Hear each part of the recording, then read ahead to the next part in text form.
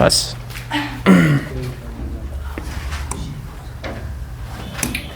चलिए नया चैप्टर है लॉज ऑफ मोशन। ठीक है, तो लॉज ऑफ मोशन में बेसिक चीजें पहले क्या पढ़नी पड़ेगी हमें, बेसिक फोर्स। बेसिक फोर्स से पहले फोर्स के बारे में हमें मालूम होना चाहिए। ठीक है, आ जाओ। आपने 9th क्लास में इसको पढ़ा भी होगा, है ना? 9th क्लास में इसके बारे में डिस्कस किया होगा। So first we will deal with what is a force. तो फोर्स किसे कहते हैं?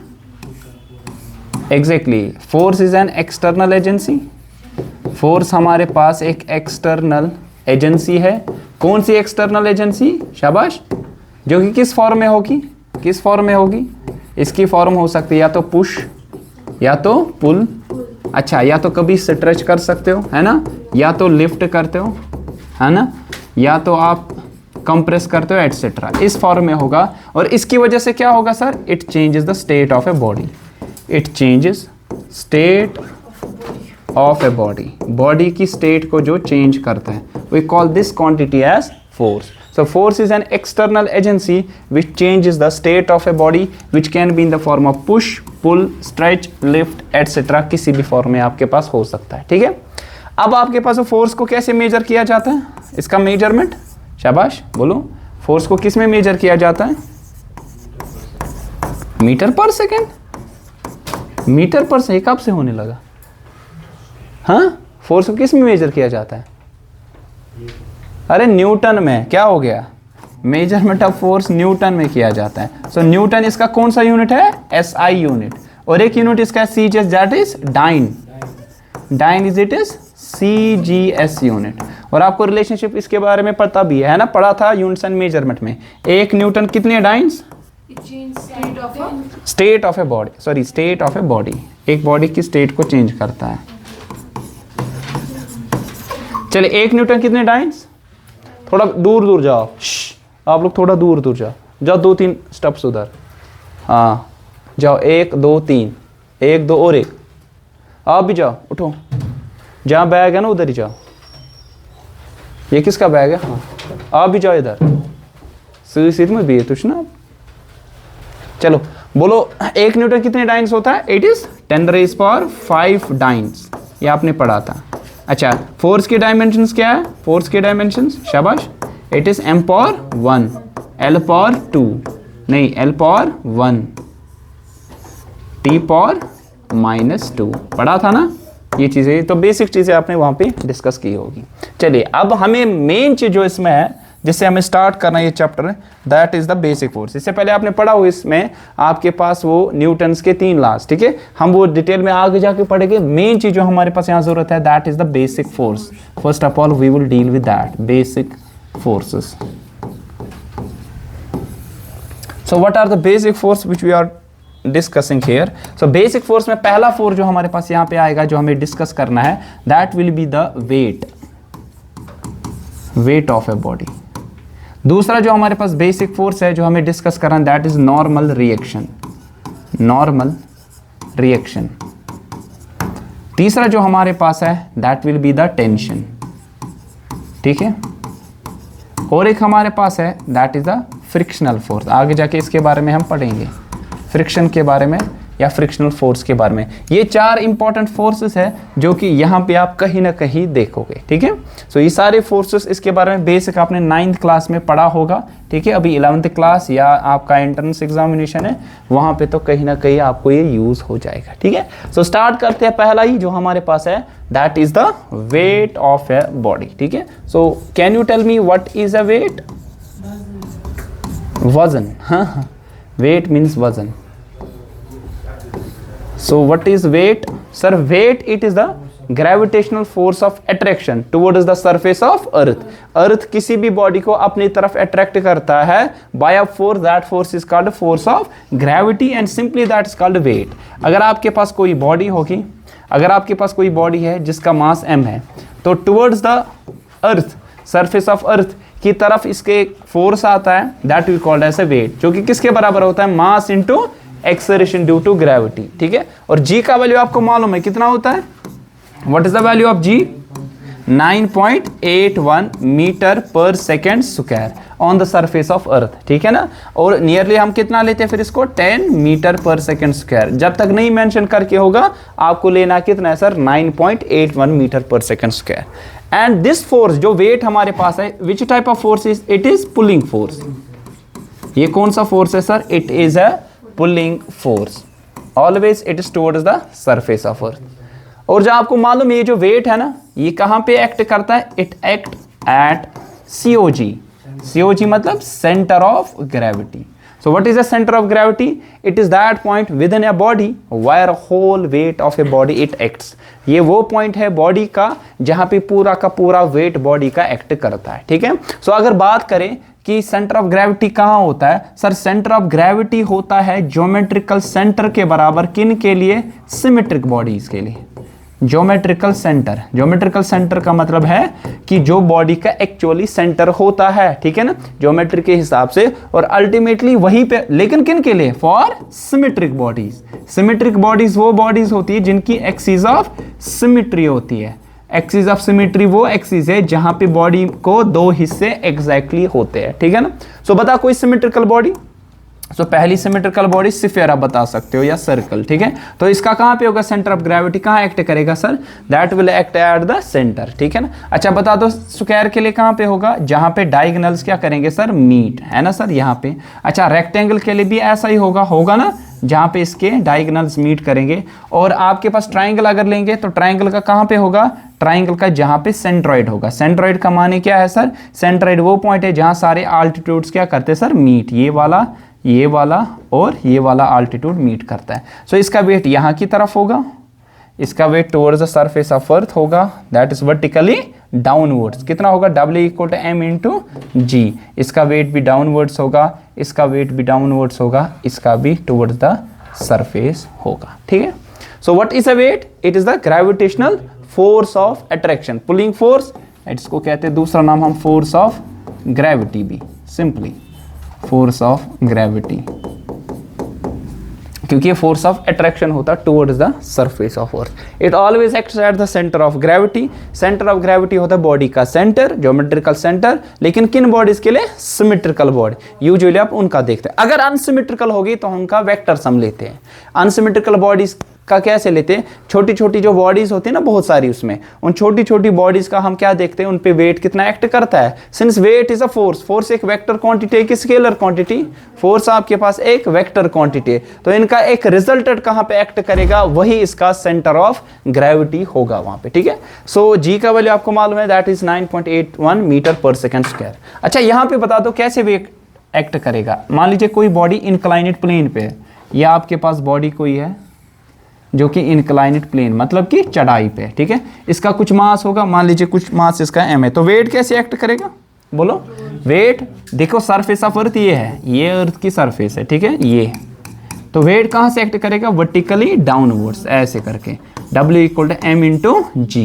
ऐसे नहीं करेगा, ऐसे वेट नहीं एक्ट करेगा, ठीक है। वेट हमेशा टुवर्ड्स द सर। हाँ अब ऐसा होगा, अगर आपके पास ये एंगल थीटा होगा, अगर ये एंगल थीटा है तो ये एंगल भी कितना होगा सर, थीटा। कॉरस्पॉन्डिंग एंगल मालूम है ना आपको, ठीक है। सो ये थीटा। अब ये वेक्टर है, इसके कितने कंपाउंड्स निकलेंगे, दो, एक यहां से mg sin थीटा, और जहां से नहीं होगा उधर से क्या होगा, जहां से थीटा होगा mg cos थीटा। हम क्या आपको मालूम है, अगर कोई वेक्टर है, ठीक है, अगर इस डायरेक्शन में बना रहा है एंगल थीटा, तो यहां से इस वेक्टर का, अगर ये ए वेक्टर है, इस वेक्टर का यहां से कौन सा कंपोनेंट होगा, कॉस, और यहां से क्या होगा सर, साइन है। रेक्टेंगुलर कंपोनेंट्स इसके दो आ जाएंगे। सो mg का यहां से mg cos थीटा और mg साइन। तभी जब आप चढ़ाई पे चढ़ते हो आपको लगता है एक पुलिंग फोर्स आ रहा है, कहां की तरफ, जो खिंचाव कर रहा है पीछे की तरफ। वो कौन सा कंपोनेंट होता है वेट का, साइन कंपोनेंट आपके पास होता है, ठीक है। ये यहाँ पे आपके पास आएगा अब ड्राइविंग फोर्स। ड्राइविंग फोर्स का मतलब जो आपको नीचे ले जाने की कोशिश करेगा, ठीक। आई बात समझ, कोई confusion. So this was the first force that we called as a weight of a body, ठीक है। नेक्स्ट जो हमारे पास फोर्स है, जो कि हमने इससे पहले डिस्कस किया था, that is normal reaction. First was weight, second is the normal reaction. So क्या चीज होती है हमारे पास नॉर्मल रिएक्शन, क्या होता है नॉर्मल रिएक्शन, किस बॉडी पे, कौन सी बॉडीज, कब आता है? एग्जैक्टली एक नॉर्मल फोर्स जो आता है दो बॉडीज के दरमियान, जब दो बॉडीज किस में होगी सर? कांटेक्ट में होगी। मान लीजिए एक बॉडी है, तो second one it is the normal reaction.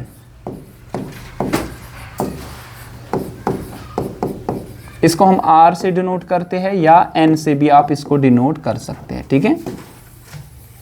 So what is the normal reaction? मान लीजिए एक सरफेस आपके पास है, इस सरफेस मान लीजिए अर्थ है, इसमें मैंने कोई बॉडी रखी है, आपको मालूम है नीचे से इसको एक फोर्स आएगा जिसको हम क्या कहते हैं? वेट, है ना। ये वेट किसके बराबर? इसका मास और into acceleration due to gravity.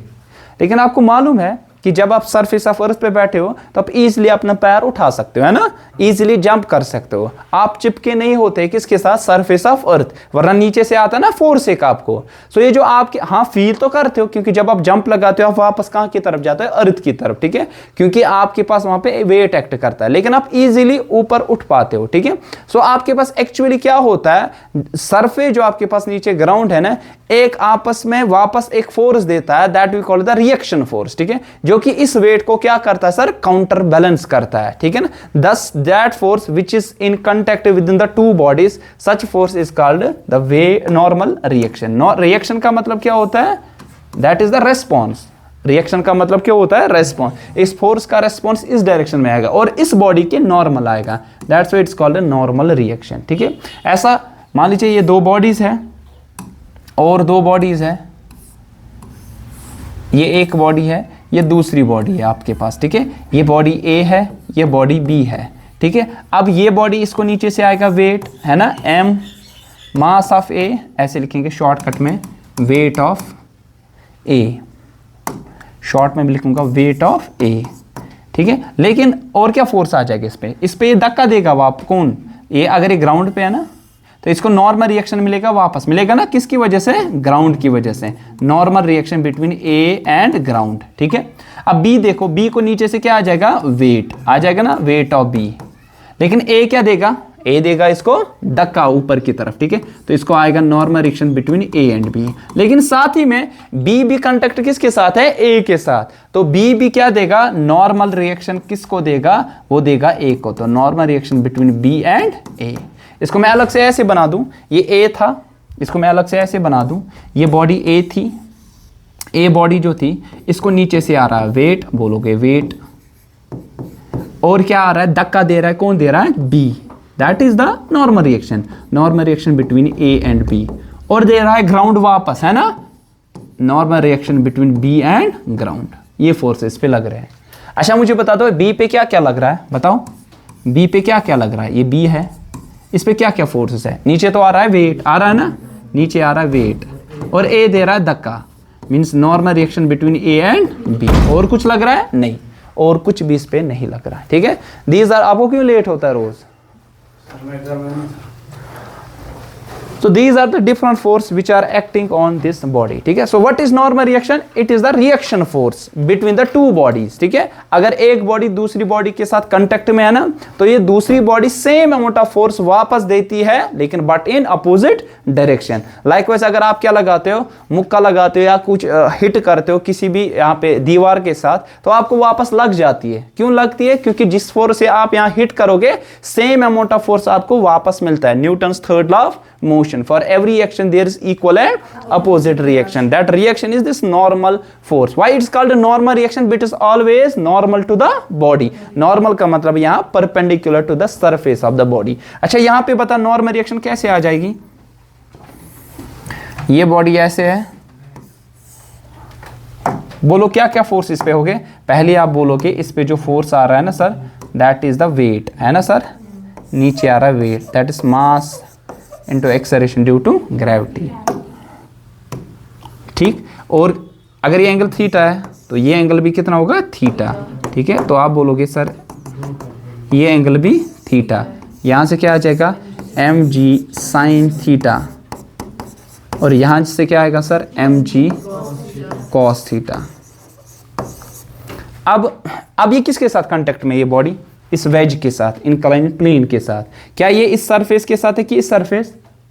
ऊपर वाली सरफेस। अब ये सरफेस इसको क्या देगा, वापस धक्का, that is the normal force, ठीक है। और वो नॉर्मल फोर्स कौन सा, इसके लिए रिएक्शन होगी ना, क्योंकि इस कंपोनेंट के लिए रिएक्शन नीचे से आ रहा है mg cos थीटा, तो यहां पे नॉर्मली आपके पास आएगा नॉर्मल रिएक्शन। आधे बच्चे गलत बना देंगे ऐसे कि जो आपके पास यहाँ पे इंक्लाइनेड प्लेन है ऐसे करके, आधे बच्चे कुछ ऐसे बनाएंगे नॉर्मल रिएक्शन, ये गलत है, ठीक है। क्योंकि नॉर्मल रिएक्शन कौन देता है, surface, and it is always normal to body, means perpendicular to the body हमेशा होगा वहां पे, ठीक है। आई बात समझ, ठीक, कोई confusion.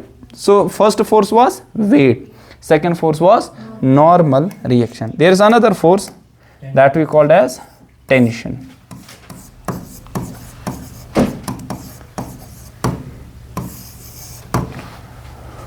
So, what is tension? Force which comes in string. बोलो, अब बैठो सीधे, अरे बैठो ना अच्छे से, बोलो। हाँ अच्छा आ जाओ इधर, बोलो क्या होता है tension. Pulling force which comes in string. क्या आप मत वो टेंशन सोच रहे जो आपको होता है। हाँ टेंशन क्या होता है, जो मतलब ऊपर हाइट से, हाइट की वजह से। टेंशन क्या होता है, कोई एंगल, कोई एंगल, मतलब जो मेजर करता है। नहीं नहीं नहीं नहीं नहीं ना ना ना, ना ये मत बोलो सर। टेंशन क्या होता है, tension Pulling force which comes in string. Exactly, tension it is a pulling force, ठीक है। ये एक आपके, अच्छा ये बताइए कौन सा फोर्स है normal reaction, it is a pushing force, धक्का मिलता है ना, पुशिंग फोर्स। चलिए, तो tension it is a pulling force, it is a pulling force which comes into play in strings.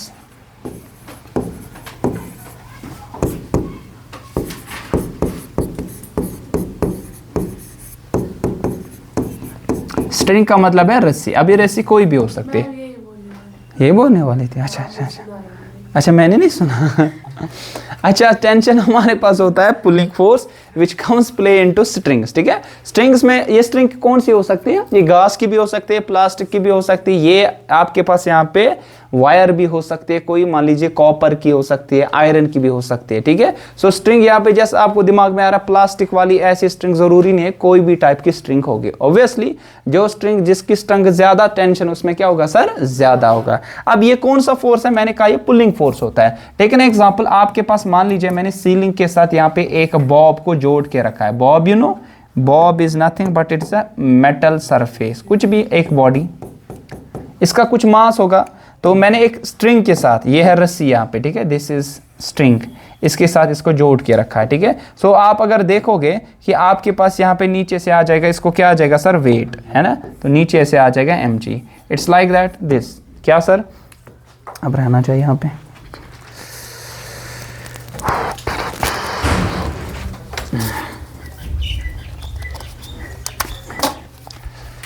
So it's like this. यहाँ पे आपके पास ये रस्सी है, ठीक है, दिस इज द स्ट्रिंग। तो यहाँ पे आप देखो, यहाँ नीचे मैंने वेट रखा है ना, ये वेट जो आपके पास यहाँ पे है, इसको नीचे से क्या आ जाएगा, W=mg, ये बॉडी कोई है, नीचे से वेट है, लेकिन स्टिल ये आपके पास ये जो बॉडी है ना यहाँ पे, स्टिल इस स्ट्रिंग के साथ इन कांटेक्ट में है। रीजन क्या है, रीजन ये है, ये जो स्ट्रिंग है ना, इसने वापस एक फोर्स दिया, वालेकुम अस्सलाम, ये वापस एक फोर्स दिया होगा जिसकी वजह से इसको क्या करता होगा, विद होल्ड कर रहा होगा, ठीक है। Such force which is a pulling force which holds a body, ठीक है। कब होल्ड करता है, जब स्ट्रिंग्स होती है आपके पास, सच फोर्स आपके पास, उसको क्या कहते हैं हम, we call that as a tension, ठीक है। So tension it is a pulling force which comes into play whenever there are strings, ठीक है। सो नीचे से आ रहा है mg वेट, लेकिन स्टिल बॉडी आपके पास जुड़ी हुई है इस रस्सी के साथ, तो रस्सी ने वापस जो धक्का दिया होगा ना वहां पे, दैट धक्का, दैट आपके पास जो फोर्स काउंटर बैलेंस में आता है, that we called as a tension. So यहाँ पे कैसे आएगी डायरेक्शन टेंशन की, अगेंस्ट है ना, इसके अगेंस्ट यहाँ पे आएगी, इस बॉडी के अगेंस्ट। तभी टेंशन हमेशा होता है अवे फ्रॉम ए बॉडी, क्या होता है, अवे फ्रॉम ए बॉडी, ठीक है। टेक एन अंदर एग्जाम्पल, देखिए यहाँ पे और एक एग्जाम्पल, मान लीजिए बहुत सारी बॉडीज इन कांटेक्ट में, ये एक बॉडी है, ये दूसरी बॉडी है, ये तीसरी बॉडी है, ठीक है। ये बहुत सारी बॉडीज इन कंटेक्ट में, मैंने इन बॉडीज को यहाँ पे रखा है in contact using the strings. ये पहली स्ट्रिंग मान लीजिए, ये दूसरी स्ट्रिंग। अब मैं क्या कर दूंगा, अब मैं यहाँ पे इस पे फोर्स दूंगा, इस बॉडी पे मान लीजिए ए बी सी, इस बॉडी पे दूंगा फोर्स मान लीजिए एफ। अब ये फोर्स इतना सफिशिएंट है तो इन सारे ब्लॉक्स को क्या करवाएगा, मूव। और मैंने जो ये स्ट्रिंग ली है ना, और जब भी आप देखोगे स्ट्रिंग यहाँ पे जब भी हम देखेंगे ना, ये स्ट्रिंग होगी इनएक्सटेंसिबल। क्या होगी, what do you mean bye inextensible? Inextensible मतलब कि ये स्ट्रिंग, हाँ एग्जैक्टली, स्ट्रेच नहीं हो जाएगी, जो लेंथ इसकी उतनी ही रहने वाली है। हम एज्यूम करेंगे हमेशा यही होगा, until and unless not mentioned. 99% case में आपको यही गिवन होता है, ठीक है, लगभग हर किसी केस में। एंड ये मासलेस होगा। मासलेस मतलब कि as compare to the bodies which are in contact, उसके हिसाब से जो बाकी बॉडीज होगी उसके हिसाब से यहाँ पे इनका मास कुछ नहीं होगा। लेट्स टेक एन एग्जांपल, अगर आपके पास ये बॉडी है 50 kg, ये 60 kg, ये 100 kg, तो स्ट्रिंग कितनी होगी, आप उसके लिए कितनी वजन वाली स्ट्रिंग यूज करोगे, मान लीजिए 1 kg, ठीक है ना, ½ kg। सो ये जो स्ट्रिंग वहां पे होगी उसका mass as compare to the blocks वो बहुत ही कम होगा, ठीक है। So inextensible. जो ही मैं इसको यहाँ पे खींचूंगा, क्या ये एक्सटेंड होगी ये स्ट्रिंग? नहीं। क्या ये वाली एक्सटेंड होगी? नहीं होगी। तो तीनों, अगर ये सरफेस स्मूथ है, अगर ये सरफेस स्मूथ है तो तीनों जो ब्लॉक्स होंगे ना एट द सेम इंस्टेंट क्या चलेंगे, और हर किसी में सेम टाइप की एक्सेलरेशन आएगी। अब मुझे बोलो कि ये जो आपके पास है ना ये वाली बॉडी, इस पे यहां से फोर्स, तो टेंशन अपोजिट डायरेक्शन में आएगा ना, लेकिन ये चलेगा इसके धक्के से, मतलब कि इस स्ट्रिंग के टेंशन से। अब इसको ये वाला टेंशन क्या करेगा, अगर ये T1 था, इस स्ट्रिंग में जो टेंशन ये क्या करेगा, कोशिश अपोज करने की, लेकिन इस वाले ब्लॉक को वो टेंशन यहां पे आगे ले जाएगा। इट्स लाइक दैट कि आपके पास यहाँ पे ये है फोन, यहाँ पे मैं इसको खींचूंगा, ठीक है ना। सो ये कैसे चल रहा है, ये चल रहा है स्ट्रिंग के टेंशन की वजह से।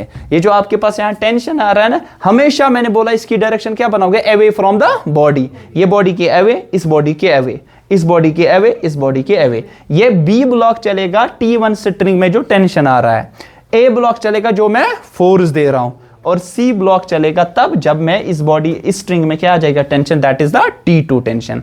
यहां पे ए ब्लॉक को कौन अपोज करेगा, T1 टेंशन, लेकिन बी ब्लॉक को यहां पे कौन यहां पे ड्राइव करवाएगा, that is the T1 tension. अच्छा, यहां पे सी ब्लॉक को, बी ब्लॉक को अपोज कौन करेगा, T2 टेंशन, लेकिन सी ब्लॉक को यहां पे क्या करेगा, drive, that is the tension in the string, that is the T2, ठीक है। आई बात समझ। तो यहां पे किसी के लिए ये ड्राइविंग फोर्स हो सकता है, किसी के लिए यह क्या हो सकता है, अपोजिंग फोर्स। अपोजिंग मतलब रुकावट करने की कोशिश कर लेगा यहाँ पे, ठीक है। अच्छा, आप बोलोगे यहाँ पे कि जो स्ट्रिंग थी ना, कि क्या हमेशा ये पॉसिबल है कि यहाँ पे इसके साथ विथस्टैंड रहेगा ये बॉडी? नहीं, जब तक कि इसकी स्ट्रेंथ होगी, है ना, जिसको हम क्या कहते हैं, ब्रेकिंग स्ट्रेस, ठीक है ना। किसी पे स्ट्रेस पड़ता है ना, कोई आउट ऑफ स्ट्रेस चला जाता है, वो पागल हो जाता है ना, सुना क्या सा, इंसान भी हो जाता है ना पागल, आउट ऑफ, मतलब जो स्ट्रेस को झेल नहीं पाता है। इन द सेम वे, जिस तरह आपको मान लीजिए आपकी बोन से इस पे ज्यादा स्ट्रेस पड़ेगा फिर टूट जाएगी, सेम वे यहाँ पे भी होगा। स्ट्रिंग जो होगी ना, इस पे ज्यादा स्ट्रेस पड़ेगा, ये वेट उतना होगा कि इस स्ट्रिंग का जो स्ट्रेस है ना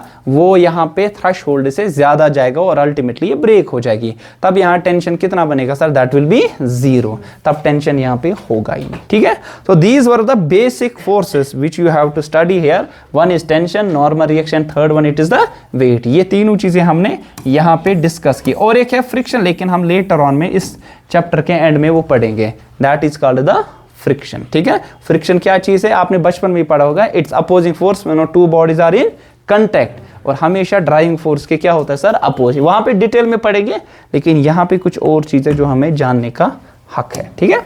सो पहला हमारे पास यहाँ पे कुछ प्रॉब्लम्स बनेगी। देखिए 3 लॉस तो न्यूटन के पढ़े होंगे आपने, है ना। Can you tell me what are these 3 loss?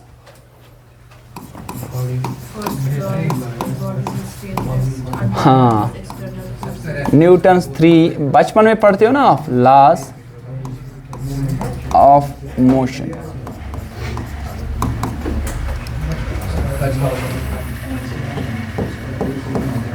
चलिए, न्यूटन के 3 लॉस, ओह चुप करो, न्यूटन के 3 लॉस बताओ। पहला law,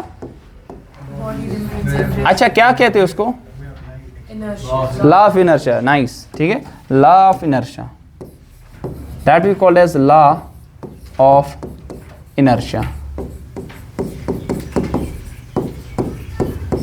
so what do you mean by inertia? First of all, inertia किसे कहते हैं? जो बॉडी है, जो कोई भी बॉडी, क्या जो कोई भी बॉडी अपनी पोजीशन नहीं करता है? बोलो, कुछ एक्सप्लेन करो, क्या होता है इनर्शिया? हाँ, आ जाओ आ जाओ। लेट क्यों होता है आपको रोज?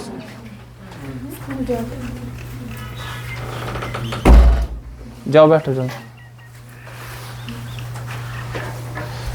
बोलो क्या होता है इनर्शिया? इनर्शिया किसी को नहीं मालूम? मुक्सिद, क्या होता है इनर्शिया? क्या है? मस्जिद क्या घूमत जैसे ब्रूअर छोड़ के हूँ। बोलो इनर्शिया क्या होता है?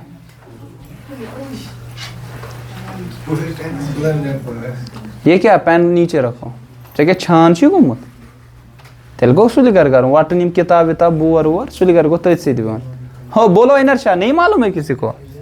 अरे इनर्शिया होता है इनएबिलिटी ऑफ ए बॉडी। हाँ, इनर्शिया के माने है इनएबिलिटी,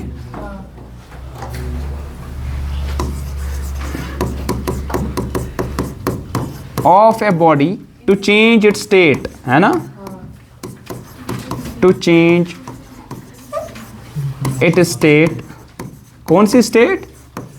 मोशन या रेस्ट? मोशन या रेस्ट। लेकिन कब? जब एक एक्सटर्नल फोर्स देंगे। When an external force is applied on it.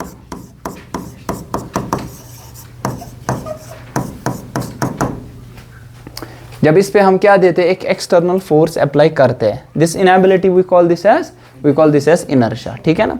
So body की सलाहियत ना होना कि अपनी स्टेट को चेंज करे। अगर कोई बॉडी मोशन में है तो ये क्या रहेगी? मोशन में ही। अगर कोई बॉडी आपके पास रेस्ट में है तो रेस्ट में। स्टिल अगर आप यहाँ पे एक्सटर्नल फोर्स को अप्लाई करोगे, ठीक है। मान लीजिए एक ट्रक चल रही है 10 metre per second, very small speed से, है ना। अगर आप यहाँ पे आओगे, एक्सटर्नल इसको फोर्स दोगे रोकने की, क्या रुकेगी? बहुत कम चांसेस है ये रुकेगी। क्यों? द रीजन इज, आप बताओगे इसका इनर्शिया क्या होगा? ज्यादा। वही 15 मीटर पर सेकंड स्पीड से साइकिल वाला आएगा और आगे आप होगे, क्या आप उसको रोक पाओगे? यस। द रीजन इज कि आप बोलोगे इसका इनर्शिया क्या होगा? कम। अब उसकी स्पीड तो ज्यादा थी साइकिल वाले की, स्टिल आपने उसको रोक पाया। लेकिन आपके पास वो जो बड़ी बस थी ना, उसका वजन इतना था कि उसका इनर्शिया बढ़ गया। तो हम कहेंगे यहाँ पे जो इनर्शिया का मेजर है that is the mass. So mass is the measure of inertia, ठीक है ना।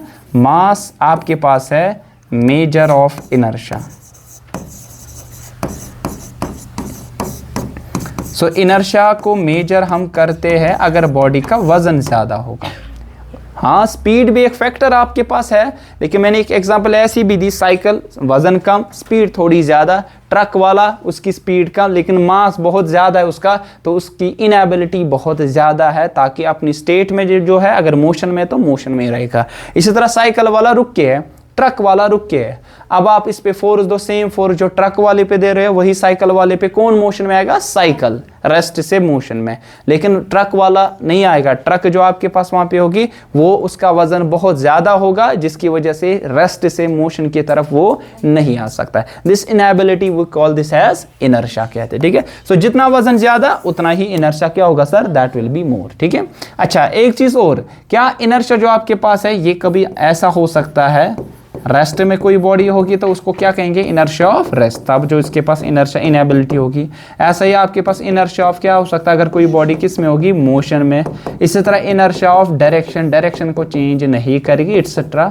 आपके पास बहुत साइड के इनर्शियाज हो सकते हैं, ठीक है ना। आप में भी कुछ ना कुछ इनर्शिया होगा, ठीक है। एक इनर्शिया आप में ये है कि इनएबिलिटी आपको बोलने की, ठीक है ना, और ना समझने की, है ना। ये भी इनर्शिया आपके पास है ना, इनएबिलिटी समझना, बातों को इनको नहीं समझना है, एक कान से सुनो और दूसरे कान से छोड़ो, ये भी इनर्शिया है ना सर, इनएबिलिटी आप लोग की।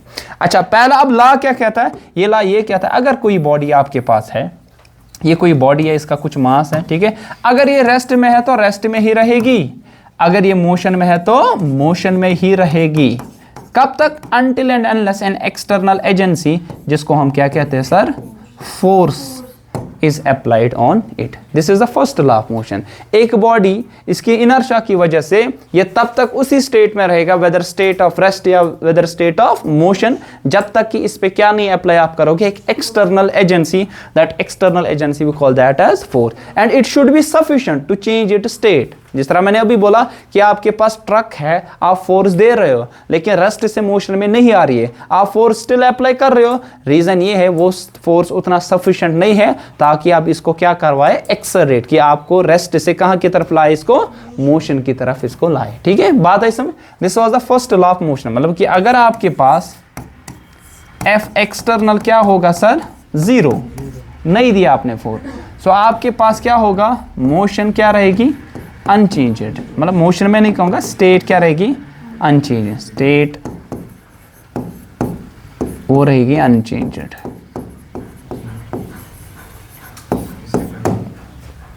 Due to inertia. ठीक है, it is due to inertia.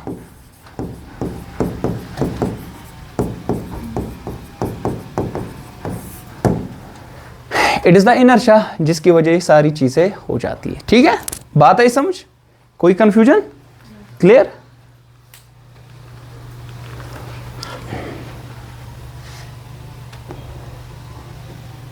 Second law. Second law से पहले कुछ चीज है. मोमेंटम क्या होता है, मोमेंटम क्या होता है, मोमेंटम P से डिनोट करते हैं और एक वेक्टर क्वांटिटी है ना. मोमेंटम किसे कहते हैं, अरे वो तो मेजर है, mass into velocity, mass into velocity. बोलो क्या होता है मोमेंटम.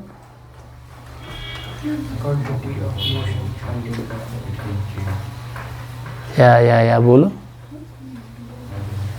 क्या, quantity of change of matter क्या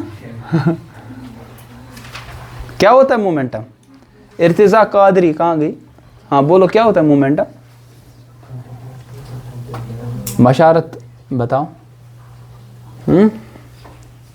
किसी को मालूम, आप बताओ. हाँ बोलो, क्या कुछ बोला आपने, बोलो ना. क्वांटिटी ऑफ मोशन वो क्या मतलब, इसे quantity of matter in a body. हाँ क्या होता है, मैं नहीं मालूम, बचपन से पढ़ के आए हो ना. Momentum, mass into velocity, mass into velocity. सो मोमेंटम अगर किसी की स्प्रिंट कहते हैं, हाँ स्प्रिंट, मतलब sprint you know, sprint you know दौड़ ना, काश ना रेस करा, मैराथन में होता है, वो तेज भागता है, स्प्रिंट उसका अच्छा होता है. ठीक है, सो हम कहते हैं इसका मोमेंटम बहुत ज्यादा है. सो हर कोई होता है पहले रेस्ट पे, है ना, फिर जो जल्दी निकलता है कहते इसका मोमेंटम ज्यादा है, तब ये तेज भागा. Take an example Usain Bolt. ठीक है, उसकी स्प्रिंट अच्छी है. सो कोई ऐसा होगा कि वो अभी वही सुधार रहा होगा खुद को, वो तब तक 100 मीटर उसने क्रॉस किया होगा, वो भी स्टार्ट ही कर रहा होगा, तो उसका मोमेंटम कम. Momentum is opposite to that of inertia. It is the ability of a body to change its state. आपके पास इनर्शिया मैंने पूछी ना मैं वो ज्यादा हाँ कि नहीं यू करता ना आवाज मीडियम ही को खराब. हाँ so it is opposite to that of inertia. Inertia is the inability. अब आपके पास एबिलिटी होना कि आप अपनी स्टेट को क्या कर पाओ, change. That we called as the momentum. अगर कोई रेस्ट पे था, वो सारे प्लेयर से रेस्ट पे, जिसने जल्दी रेस्ट से मोशन में आया, अपनी इस स्टेट को क्या किया, चेंज, उसका मोमेंटम सबसे ज्यादा. So what is now momentum. Momentum it is the ability of a body to change it state. ठीक है, so it is the ability of a body to change its state. अपनी state को क्या करना sir, change. अब अपनी state को कैसे चेंज करेगा, फ्रॉम रेस्ट से मोशन या मोशन से रेस्ट. ये तो पॉसिबिलिटी है ना कि रेस्ट से आप आ जाओगे मोशन की तरफ और मोशन से रेस्ट की तरफ. अब ये देखिए, मोशन यूनिफॉर्म मोशन हो सकती है, ठीक है ना, या एक्सलरेटेड मोशन भी आपके पास हो सकती है. ठीक है, वो तो आपको मालूम है टाइप्स ऑफ मोशन. अब इस मोमेंटम कैसे मेजर किया जाता है. अगर कोई बॉडी है, अगर इसका मास m है and it's moving with some velocity v, then we define its momentum. It's measured as product of mass and velocity. ठीक है, और ये चीज भी आपको तब मैंने बोला था, जहां से बॉडी की मोशन होगी उसी डायरेक्शन में बॉडी की वेलोसिटी होगी। जहां से बॉडी की होगी मोशन उसी डायरेक्शन में बॉडी की क्या होगी सर, वेलोसिटी होगी। Remember that. लेकिन जहां से बॉडी की मोशन होगी जरूरी नहीं है कि वहां से बॉडी की एक्सेलरेशन होगी। ठीक है, फॉर टेक एन एग्जांपल, मैं चल रहा हूं आगे, मैं चल रहा हूं आगे, पीछे से फोर्स आ रहा है। देखो आगे चल रहा हूं तो वेलोसिटी भी कहां से होगी सर, सेम डायरेक्शन में। पीछे से फोर्स आ रहा है तो फोर्स जिस डायरेक्शन में उधर से क्या आएगी, एक्सेलरेशन, तो एक्सेलरेशन भी इसी डायरेक्शन में। लेकिन एक केस ऐसा है, मान लीजिए गाड़ी चल रही है, मोशन आगे है तो वेलोसिटी भी आगे, ब्रेक दिया आपने तो ब्रेक देने पे क्या होगा, ब्रेक अपोजिट डायरेक्शन में लगती है ना, तो फोर्स कहां लग रहा है, अपोजिट, तो एक्सेलरेशन कहां पे आएगी, अपोजिट डायरेक्शन में। सो इट्स नॉट नेसेसरी कि वेलोसिटी और एक्सेलरेशन हमेशा सेम डायरेक्शन में होगा, अपोजिट में भी हो सकती है या एट सम एंगल भी आपके पास यहां हो सकता है। ठीक है ना, कभी कभार तो पैरेलल भी आपके पास होगी। ठीक है, सो मोमेंटम को कैसे मेजर किया जाता है, मास और वेलोसिटी का प्रोडक्ट कर लो, और इसकी डायरेक्शन क्या होगी, वही होगी जहां से मोशन, जहां से वेलोसिटी होगी। क्योंकि velocity is a vector quantity, तो मोमेंटम भी कौन सी क्वांटिटी है, वेक्टर क्वांटिटी होगी। मोमेंटम भी वेक्टर क्वांटिटी होगी। ठीक, अच्छा इसका यूनिट क्या होगा, इसका यूनिट क्या होगा, KG metre per second. This will be the unit of moment. ठीक, इसमें आगे डिस्कस कल करेंगे।